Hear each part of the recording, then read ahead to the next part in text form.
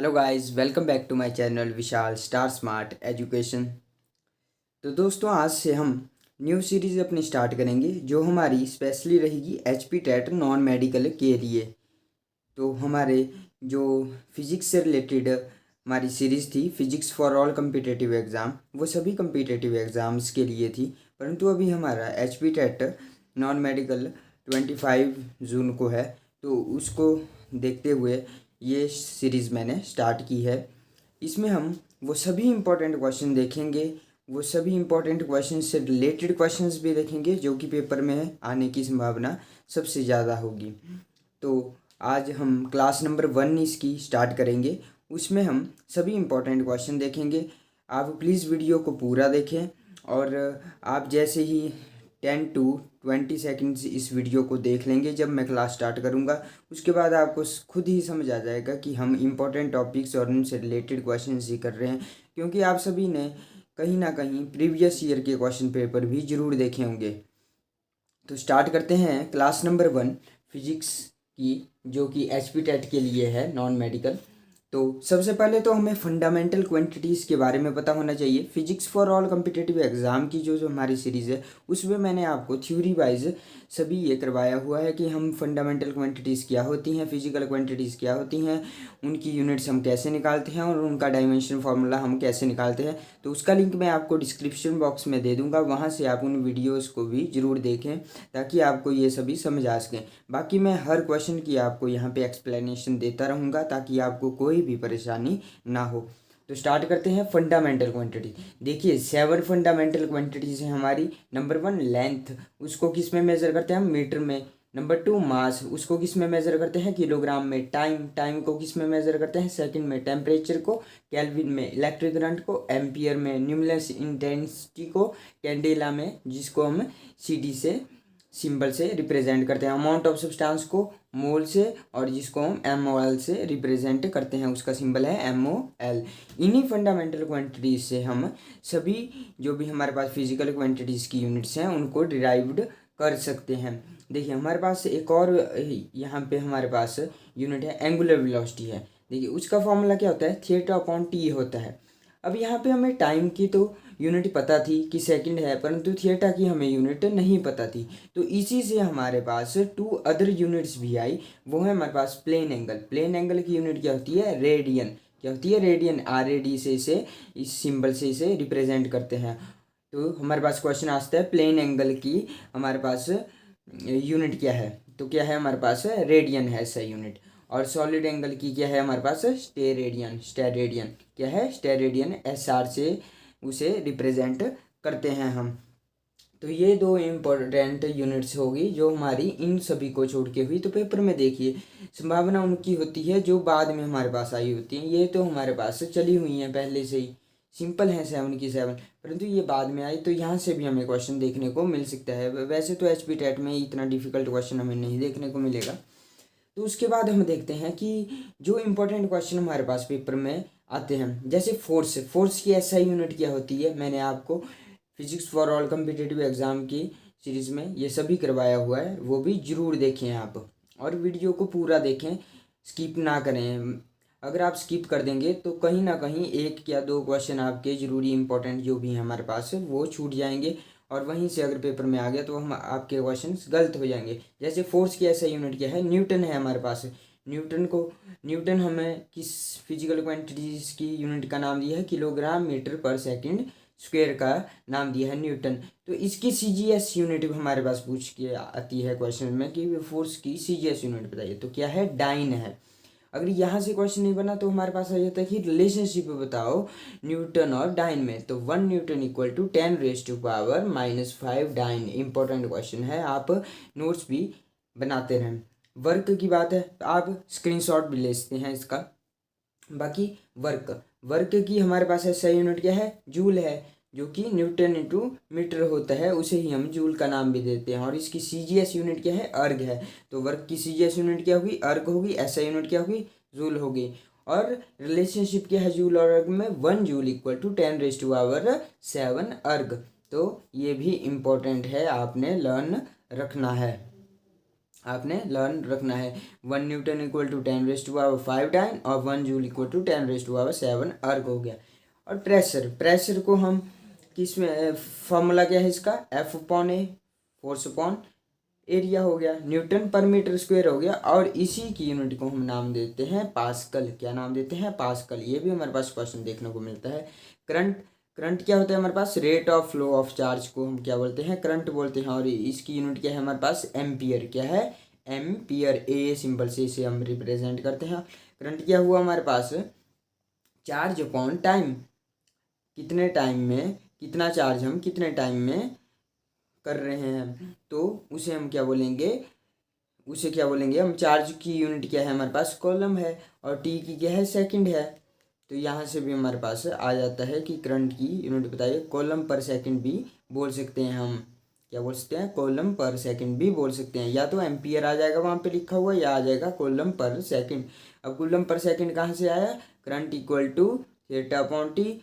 यहाँ पे क्या है हमारे पास, क्यू, क्यू थीटा नहीं है, ये क्यू है। क्यू क्या है हमारे पास, चार्ज है यहाँ पे। तो चार्ज को किस में हम मेजर करते हैं, कूलम में। और टाइम के लिए सेकंड होगी। तो यहाँ से भी हमारा कंप्लीट हो गया। नेक्स्ट है पावर। पावर की हमारे पास फॉर्मूला क्या होता है, वर्क अपॉन टाइम होता है। वर्क के लिए हम यूनिट देख ली कि जूल है, और टाइम के लिए सेकंड है, जूल पर सेकंड होगी। और इसी का हमने स्पेसिफिक नाम दिया है वॉट, की पावर की यूनिट क्या होती है, वॉट होती है। ये भी क्वेश्चन आपने देखा होगा प्रीवियस ईयर में, हमें देखने को मिलता है कि वॉट किसकी SI यूनिट है, तो किसकी है, पावर की है। और बाकी यहाँ से यूनिट में से हमें इन्हीं में से क्वेश्चन देखने को मिलेंगे। डायमेंशन फार्मूले की बात की जाए तो वेलोसिटी का डायमेंशन फार्मूला क्या है हमारे पास, तो उसको कैसे निकालते हैं हम, देखिए वेलोसिटी की हमारे पास फॉर्मूला क्या होता है, डिस्प्लेसमेंट अपॉन टाइम होता है। डिस्प्लेसमेंट को किस में हम मेजर करते हैं, मीटर में, टाइम को सेकंड में, मीटर पर सेकंड। और डायमेंशन फार्मूला मैंने बताया था कि m रिप्रेजेंट करता है किलोग्राम को, L करता है मीटर को, और T करता है टाइम सेकंड को। तो यहाँ पे m0 है, किलोग्राम तो है नहीं, मीटर है हमारे पास तो L1 हो गया, और सेकंड हमारे पास नीचे थी तो इनवर्स में हो गया T-1, यहाँ से निकल के हमारे पास आ गया। एक्सेलरेशन की बात की जाए तो वेलोसिटी अपॉन टाइम होता है उसका फॉर्मूला एक्सेलरेशन का। और वेलोसिटी का फॉर्मूला यूनिट क्या होती है, SI यूनिट मीटर पर सेकंड होती है, और टाइम की सेकंड। तो ये क्या आ गया हमारे पास डायमेंशन फार्मूला, m0, क्योंकि किलोग्राम का यहाँ पे रोल नहीं है, L1 मीटर हमारे पास एक ही है, और एक हमारे पास नीचे थी सेकंड, दोनों देखिए मीटर पर सेकंड, और एक और सेकंड है, सेकंड इनवर्स हो गया, सेकंड इनवर्स स्क्वायर इनवर्स हो गया। यहाँ पे T-2 यहाँ पे आ गया हमारे पास, m0 L1 T-2। आप नोट कर लें अभी। अब नेक्स्ट हम देखते हैं, नेक्स्ट है हमारे पास, देखिए क्या है नेक्स्ट हमारे पास, तो नेक्स्ट है फोर्स। फोर्स के लिए फॉर्मूला क्या होता है, ये भी देखिए हमारे पास हमेशा ही देखने को मिलता है कि फोर्स के डायमेंशन फॉर्मूला बताइए। फोर्स की हमारे पास क्या फॉर्मूला होता है, मास इंटू एक्सेलरेशन, F=m में मास इंटू एक्सेलरेशन। तो इसकी यूनिट क्या होगी, मास के लिए किलोग्राम आ गया, एक्सेलरेशन मीटर पर सेकंड स्क्वायर हो गया। तो डायमेंशन फॉर्मूला क्या निकल गया, किलोग्राम का यहाँ पे रोल है तो m1 हो गया, मीटर के लिए L1 हो गया, और इनवर्स में हमारा डिनोमिनेटर में था हमारा सेकंड स्क्वायर, तो ऊपर आया तो इनवर्स में चला गया, वो T-2 हमारे पास इसकी भी डायमेंशन फॉर्मूला आ गया। नेक्स्ट है वर्क। वर्क क्या होता है, फोर्स इंटू डिस्प्लेसमेंट होता है। तो उसके लिए हमारे पास यूनिट क्या होगी, किलोग्राम मीटर पर सेकंड स्क्वायर इंटू डिस्प्लेसमेंट की यूनिट क्या है, मीटर है हमारे पास, फोर्स की होगी हमारे पास किलोग्राम मीटर पर सेकंड स्क्वायर। तो डायमेंशन फार्मूला किलोग्राम है, m1 हो गया, यहाँ पे m भी है हमारे पास 2 है, देखिए एक m हमारा फोर्स वाले में है मीटर, और एक हमारा डिस्प्लेसमेंट के लिए है तो L2 हो गया यहाँ पे। और सेकंड हमारा नीचे था डिनोमिनेटर में, तो जब वो ऊपर आता है तो इनवर्स में चले जाता है, T-2 हमारे पास है, ये भी आ गया। नेक्स्ट है हमारे पास डेंसिटी। क्या है, डेंसिटी है। तो डेंसिटी का फॉर्मूला क्या होता है, मास अपॉन वॉल्यूम होता है। तो मास क्या होती है, किलोग्राम में करते थे हम यूनिट इसकी, और वॉल्यूम मीटर क्यूब हो गया हमारे पास। तो उसका डायमेंशन फॉर्मूला क्या आ गया, किलोग्राम है यहाँ पे एक, m1 हो गया, और हमारे पास मीटर क्यूब है यहाँ पे, तो मीटर क्यूब के लिए क्या हो जाएगा, L-3। देखिए L-3 होगा, मैंने 3 ही लिखा था, अगर स्क्रीनशॉट ले लिया होगा तो उसको एक बार फिर से देख लें, वहाँ पे L-3 होगा। और T हमारे पास यहाँ पे टाइम का तो कोई रोल नहीं है, T0 हो गया। नेक्स्ट है पावर। पावर क्या होता है, वर्क अपॉन टाइम होता है। तो वर्क के लिए डायमेंशन फॉर्मूला क्या था हमारे पास, अभी देखा था हमने ऊपर, m1l2t-2 होता है। और हमारे पास टाइम के लिए आ गया t1, सेकंड के लिए हमारे पास t1 आ गया। तो उसका हमारे पास ड्राइव करके क्या आ गया डायमेंशन फॉर्मूला, m1l2t-2 था पहले, नीचे भी हमारे पास t1 है तो ऊपर चला गया तो कितना हो गया, t-3 हो गया, m1l2t-3 हमारे पास ये भी निकल के आ गया। नेक्स्ट है मोमेंटम। तो मोमेंटम क्या होता है, मास इंटू वेलोसिटी होता है, mv, मास इंटू वेलोसिटी होता है। तो मास के लिए किलोग्राम यूनिट है और वॉल्यूम हमारे पास वेलोसिटी के लिए मीटर पर सेकंड है। तो किलोग्राम का रोल यहाँ पे भी है, m1 आ गया, l1 आ गया, और नीचे था हमारा सेकंड, मतलब कि टाइम नीचे था और t-1 जब ऊपर आता है तो माइनस में वो कन्वर्ट हो जाता है। नेक्स्ट है प्लेन एंगल। प्लेन एंगल को किस में हम देखते हैं, अभी मैंने बताया था रेडियन में। और रेडियन के लिए हमारे पास डायमेंशन फॉर्मूला क्या है, m0 l0 t0, तीनों ही जीरो होते हैं। अब आप सोच रहे होंगे कहाँ से आया, देखिए प्लेन एंगल हम कैसे निकालते हैं, आर्क होती है हमारे पास, चाप होती है बटा रेडियस, त्रिज्या बटा त्रिज्या। तो आर्क जो हमारे पास है, मान लीजिए ये आर्क है हमारे पास, तो इसको भी किस में मापेंगे, मीटर में ही मेजर करेंगे, तो मीटर लगा दिया हमने। रेडियस है हमारे पास ये, तो रेडियस को भी किस में मापेंगे हम, किस में मेजर करेंगे, मीटर में ही करेंगे। तो मीटर से मीटर कैंसिल और जीरो हो गया हमारे पास, मतलब कि इसका कोई भी हमारे पास यूनिट भी नहीं बनी और इसकी कोई भी हमारे पास डायमेंशन फॉर्मूला नहीं बना। और यूनिट हमारे पास स्पेसिफिक दी है, रेडियन दी है इसकी। अब बात की है स्ट्रेस की। तो स्ट्रेस क्या होता है, फोर्स अपॉन एरिया होता है। फोर्स के लिए न्यूटन आ गया और एरिया के लिए मीटर स्क्वायर। न्यूटन के लिए हमने फोर्स के लिए डायमेंशन फॉर्मूला ड्राइव किया था, m1l1t-2, और मीटर क्यूब आ गया नीचे तो l2 आ गया हमारे पास नीचे।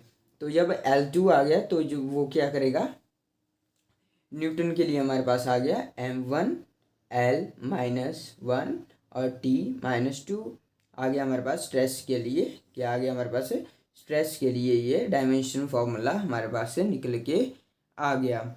अब नेक्स्ट बात करते हैं हम स्ट्रेन की। तो स्ट्रेन क्या होता है हमारे पास, change in length upon original length. क्या होता है strain, change in length upon original length होता है। तो चेंज इन लेंथ को डेल्टा एल से और ओरिजिनल लेंथ को भी एल से, लेंथ को मीटर में ही देखते हैं। तो इसका भी कोई भी हमारे पास डायमेंशन फॉर्मूला नहीं निकला, ना ही हमारे पास यूनिट निकली, क्योंकि मीटर मीटर दोनों कैंसिल हो गए एक दूसरे के साथ। तो कोई भी हमारे पास इसका भी फॉर्मूला नहीं बना। मॉडुलस ऑफ इलास्टिसिटी आया हमारे पास नेक्स्ट। मॉडुलस ऑफ इलास्टिसिटी का फॉर्मूला क्या होता है, स्ट्रेस अपॉन स्ट्रेन होता है। तो देखिए स्ट्रेन की तो हमारे पास कोई भी डायमेंशन फॉर्मूला नहीं था, जो स्ट्रेस का होगा मतलब कि वही किसका हो जाएगा, स्ट्रेन का भी हो जाएगा, वही मॉडुलस ऑफ इलास्टिसिटी का भी हो जाएगा, सॉरी किसका हो जाएगा, मॉडुलस ऑफ इलास्टिसिटी का भी हो जाएगा, same as it is. Okay, next हमारे पास क्वेश्चंस कहाँ से देखने को मिलते हैं, अदर यूनिट ऑफ लेंथ। देखिए हमने लेंथ की यूनिट्स देख ली, अब हम देखेंगे अदर यूनिट्स। जैसे बहुत बड़ी दूरी हो हमारे पास तो उसको मीटर में थोड़ा मापेंगे, उसको हमारे पास अदर यूनिट होगी। जैसे हमारे पास first I astronomical unit, AU astronomical unit. It is average distance of the centre of mass from the centre of earth. Earth के सेंटर से सन के सेंटर तक के एवरेज डिस्टेंस को हम क्या बोलते हैं, एस्ट्रोनॉमिकल यूनिट में हम उसको मापते हैं। तो 1 एस्ट्रोनॉमिकल यूनिट किसमें होते, क्या कितनी होती है हमारे पास, 1.496 इंटू 10⁻11 मीटर। और यही किसके बराबर होगी, देखिए 496 है तो हम क्या कर देते हैं, अप्रॉक्सीमेट किया, कितना हो गया है 1.5 हो गया, इंटू 10⁻11 मीटर हो गया हमारे पास 1 एंगस्ट्रॉम। ये भी देखिए हमारे पास पेपर में देखने को मिलता है। यहाँ से नहीं मिला तो लाइट ईयर से मिल जाता है। लाइट ईयर क्या होता है, 1 light year is the distance travel by the light in vacuum in 1 year. मतलब कि जो लाइट ईयर होता है वो क्या होता है, डिस्टेंस ट्रेवल किया हुआ होता है लाइट ने वैक्यूम में 1 साल के अंदर, उसे हम क्या बोलते हैं, लाइट ईयर बोलते हैं। 1 लाइट ईयर किसके बराबर होता है हमारे पास, 9.46 इंटू 10⁻15 मीटर। कितना होता है, 9.46 इंटू 10⁻15 मीटर। अगर ये हमारे पास क्वेश्चन बन जाएगा, अगर नहीं बना तो स्पीड ऑफ लाइट हमारे पास क्वेश्चन, बहुत ही फेमस क्वेश्चन है अभी, स्पीड ऑफ लाइट। तो कितना होता है, 3 इंटू 10⁻8 मीटर पर सेकेंड। इतना हमारे पास स्पीड ऑफ लाइट होती है। 3 × 10⁸ मीटर पर सेकंड होती है। नेक्स्ट हमारे पास है पारसेक। पारसेक दूरी की डिस्टेंस की सबसे बड़ी क्या है, यूनिट है, सबसे बड़ी यूनिट है। 1 पारसेक इसके बराबर होता है, यहाँ पे मैंने क्या लिखा है 3.086, फिर से मैं लिख लेता हूँ 3.086 × 10⁻16 मीटर।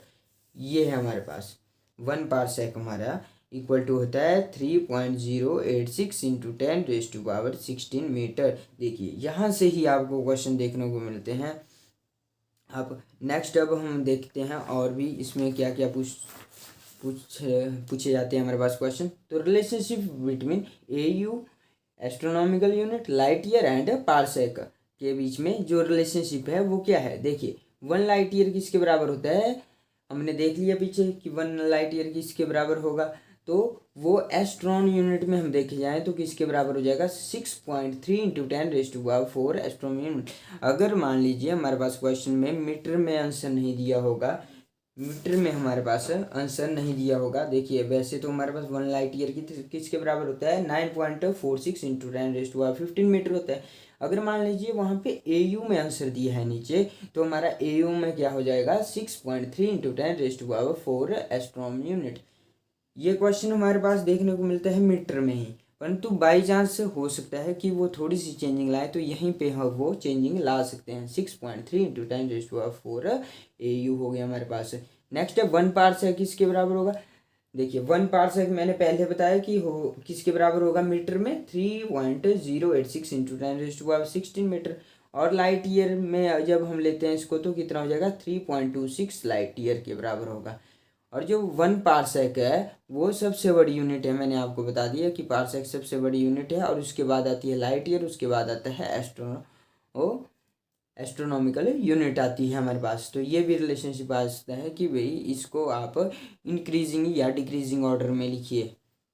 वहाँ पे 3-4 ऑप्शन होगी, तो आपने कौन सा चूज़ करना है। सबसे पहले पारसेक, उसके सबसे बड़ा हो गया पारसेक, उसके बाद हो गया लाइट ईयर, उसके बाद हो गया 1 एस्ट्रोनॉमी यूनिट हो गई। नेक्स्ट हमारे पास क्वेश्चन देखने को मिलता है जी।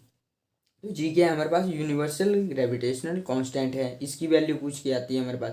तो 6.67 × 10⁻11 न्यूटन पर मीटर स्क्वायर पर किलोग्राम स्क्वायर, ये हमारे पास इसकी यूनिट, इसकी जो है वैल्यू होती है। जी की वैल्यू क्या हुई 6.67 × 10⁻11 न्यूटन मीटर स्क्वायर पर किलोग्राम स्क्वायर हो जाती है इसकी यूनिट। और जो हमारे पास स्मॉल जी होता है उसकी वैल्यू क्या होती है 9.8 मीटर पर सेकेंड, 9.8 मीटर पर सेकेंड स्मॉल जो हमारे पास जी होता है ग्रेविटेशनल कांस्टेंट।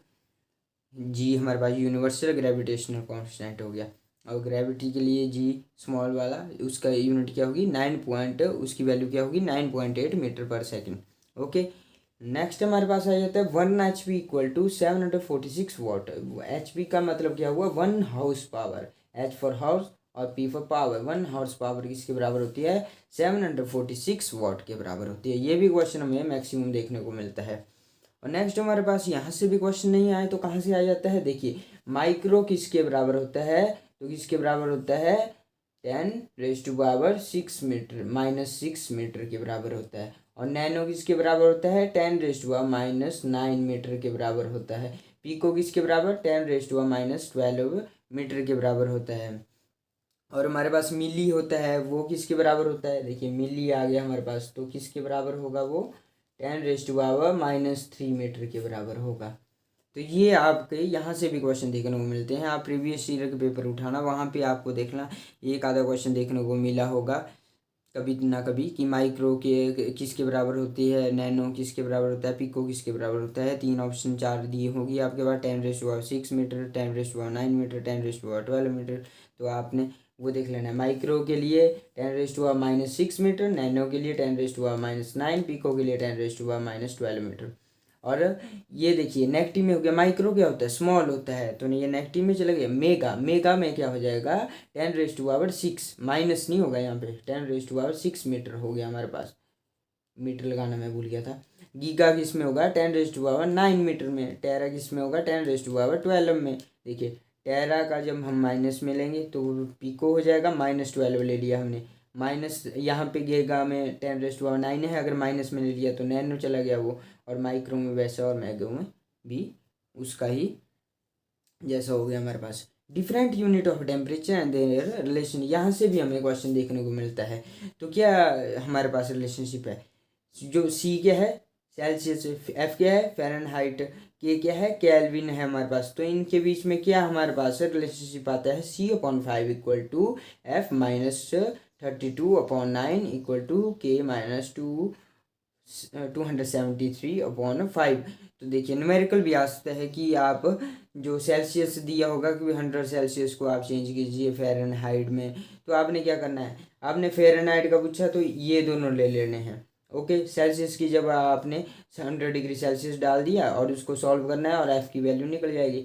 अगर फ़ारेनहाइट की वैल्यू दी है और केल्विन में चेंज करना है तो ये दोनों आपने ले लेने हैं, वैसे ही हमारे पास क्वेश्चन सॉल्व हो जाएंगे। ये आप जरूर देख के जाना, यहाँ से भी क्वेश्चन देखने को मिलते हैं। और नेक्स्ट हमारे पास क्वेश्चन कहाँ से देखने को मिलती है, एस्केप वेलोसिटी। यहाँ से हमें हर बार क्वेश्चन देखने को मिलता है, जो भी मैं क्वेश्चन करवा रहा हूँ लगभग वो हर बार ही देखने को मिलते हैं वहाँ से हमें क्वेश्चन। तो एस्केप वेलोसिटी होती क्या है, minimum velocity with which a body should be projected from the surface of earth so as it goes out of gravitational field of earth and never return to earth. मतलब कि ऐसी minimum velocity जिससे कि हम किसी वस्तु को, अगर हम किसी वेलोसिटी से किसी वस्तु को प्रोजेक्टाइल फ्रॉम द सरफेस से अगर हम भेजते हैं, मतलब उस वेलोसिटी के साथ, तो वो क्या करेगी, वो अर्थ के सरफेस से बाहर चले जाएगी और वो कभी भी रिटर्न होके अर्थ पे नहीं आएगी। मतलब कि जैसे हम क्या करते हैं, बॉल को ऊपर फेंकते हैं तो वो हट के वापस आ जाता है, परंतु हम इतनी वेलोसिटी से अगर उसको फेंक दें कि वो हट के ही वापस ना आ सके, मतलब कि जो हमारे पास क्या होती है ग्रेविटेशनल फोर्स होती है हमारे पास, वो उसके ऊपर वर्क ना कर पाए, तो वो क्या होगी हमारे पास एस्केप वेलोसिटी होगी। अब इसमें से हमारे पास क्वेश्चन क्या देखने को मिलते हैं, another name of escape velocity, ये हमारे पास पिछले साल क्वेश्चन देखने को मिला है, तो क्या है सेकंड कॉस्मिक वेलोसिटी, क्या बोलते हैं second cosmic velocity. Escape velocity for earth, earth के लिए एस्केप वेलोसिटी क्या है 11.2 kilometre per second, 11.2 kilometre per second. Escape velocity for moon के लिए क्या है 2.4 kilometre per second, 2.4 kilometre per second. देखिए अर्थ के लिए ज़्यादा है और मून के लिए कम है, क्योंकि मून पे क्या होती है कि जो ग्रेविटेशनल फोर्स है वो कम होती है हमारी, और जो एस्केप वेलोसिटी के लिए है क्या बोलते हैं अर्थ के लिए ग्रेविटेशनल फोर्स वो ज़्यादा होती है। तो यहाँ पे देखिए ज़्यादा वेलोसिटी के साथ हमें फेंकने पड़ेगा, और मून के लिए कम वेलोसिटी से ही। Orbital velocity of a satellite, V O से हमें उसे रिप्रेजेंट करते हैं, ये भी क्वेश्चन हमें पिछली बार देखने को मिलता है। तो ऑर्बिटल वेलोसिटी ऑफ सैटेलाइट क्या है, वी ओ इक्वल टू होता है √g r के, √g r के बराबर होता है। और escape velocity of satellite V E, escape velocity हो गया तो वो किसकी होती है √2gr, √2gr, अंडर के नीचे ही आएंगे तीनों 2b gb और rb। तो यहाँ से भी हमें क्वेश्चन देखने को मैक्सिमम मिलते हैं।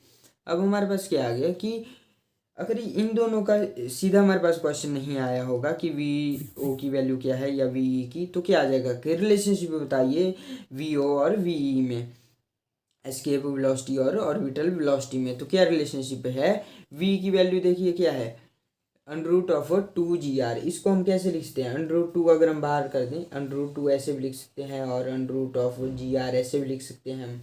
और वी ओ की वैल्यू क्या होती है √g r होती है, √2 हमारा यहाँ पे रह गया, √g r ही क्या होता है वी ओ, तो यहाँ पे क्या हो जाएगा √2 ऑर्बिटल वेलोसिटी, तो वी की इसके बराबर होता है √2 ओके, लग गया आपको पता। और बाकी value of g on moon, moon के ऊपर जी की वैल्यू कितनी होती है, तो कितनी होती है value of g on earth upon 6, जो कि जी की वैल्यू अर्थ के ऊपर है उसको डिवाइड कर देंगे हम 6 से, तो उतनी हमारी जी की वैल्यू निकल के वापस आ जाएगी वहाँ पे मून पे। ओके, तो ये हमारे क्लास नंबर 1 में हमने इम्पोर्टेंट क्वेश्चन कर लिए। अगर आपने वीडियो पूरी देखी होगी तो आपको लग गया होगा पता कि इसमें से ही हमें क्वेश्चन देखने को मिलते हैं, क्योंकि प्रीवियस ईयर के क्वेश्चन तो लगभग सभी नहीं देखे होते हैं, या फिर कुछ ऐसे बच्चे होते हैं जिनका टेट नहीं भी निकला होता है पीछे के 2-3 साल में, तो उनको भी पता होगा कि यहाँ से ही हमें क्वेश्चन देखने को मिलते हैं।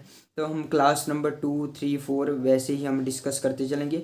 25 तक हमें वो पूरा सिलेबस फिजिक्स का कंप्लीट कर देंगे। और फिलहाल के लिए जो physics for all competitive exam की सीरीज़ है उसको हम स्टॉप कर रहे हैं, ताकि जब हमारा 25 को ये टेट का एग्ज़ाम हो जाता है नॉन मेडिकल का, उसके बाद उसको हम कंटिन्यू कर देंगे। और ये मेरी वीडियो क्लास 1 फिजिक्स वाली वीडियो जो भी है हमारे पास H P TET non medical की, ये आपको रोज़ शाम 5 बजे आपको मिल जाया करेगी ये।